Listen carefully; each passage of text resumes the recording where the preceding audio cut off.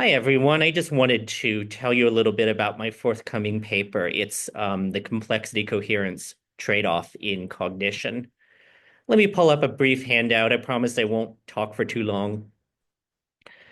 So the paper starts with a puzzle. Namely, almost everybody thinks humans are the least coherent creatures on Earth by a fairly wide margin. If you look at experimental demonstrations of incoherence, if you can find it in any creature, you can usually find it in a human. You can find a good deal of incoherence in primates and really smart birds, starlings, pigeons. By the time you're looking at something like a rat, it's very hard to find incoherence. And by the time you go lower, say bumblebees, it's actually controversial if there is any incoherence to be found. Okay, so puzzle number one is, of course, we could think in simpler ways if we wanted to. Why wouldn't we think in simpler ways if they made us more coherent? And second, if you got a coherence-based theory of rationality, it's not just that humans come out the least coherent, it's by those very lights that humans come out the least rational on Earth. And that looks like a really surprising thing to say. So the proposal in this paper, I think, is a pretty natural one, namely, quite systematically in cognition, we got to trade off between the complexity of a process and the amount of incoherence we're willing to accept. That more complex processes actually tend to get us more rather than less incoherence. If that's right, puzzle one, why wouldn't we just cognize in simpler ways? Well, they'd make us coherent, but they'd also make us simple. Complex cognition let us do all these wonderful things humans do, and that's why we do them. Puzzle two, why is it rational to do things that'll make us less coherent? Well, because they give us all of the other benefits of cognitive complexity. All right, why would you think there's a systematic trade-off between complexity and coherence in cognition?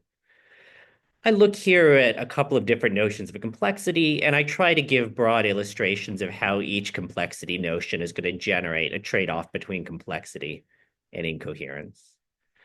The first is I look at tie-breaking or near tie-breaking rules. So I'll start with a simple rule like lexicographic choice, and I'll ask, what could we do to make this rule a little better able to make good decisions between close calls? And we'll see that feasible tie-breaking rules are going to get you better performance in a provable way. And obviously more complexity, they're adding more steps. But they're going to give you decreases in coherence, things like strict transitivity, transitivity of strict preference are going to be lost. Another way to get incoherence out of complexity is state complexity. So here I'm looking at automaton models are, think Turing machines, they're kind of a computer sciencey way of making sense of what's going on in a cognitive process. And here the most popular complexity measure is states. How many states does your machine need to implement a given process? And I look at the common place where a finite automaton doesn't have enough states around to maximize expected utility, but can do much better than with one state it would just want to be a satisficer. And there's a pretty general theorem that in a wide range of cases, the best thing to do in, a strict expected utility maximizing sense is to string together k different satisficing thresholds and to shift between them depending on the experience you've had so far. That's expected utility maximizing. It's a nice form of complexity that I think agents should want. But you can actually prove that this kind of behavior is going to give familiar ordering effects on choice, violations of independence for relevant alternatives, these sorts of things. So it looks like kicking up complexity to, say, string together a bunch of satisficers rather than keeping complexity simple, like just using one state to satisfy, is going to get you more complexity, but less coherence. And finally, I look at informational complexity. Here I'm thinking about the gap between two ways of presenting information. I can give you information by experience. I can tell you, hey, here are some urns, draw some balls out of them. Or I can give you the exact same information by description. I can just tell you what's in the urns.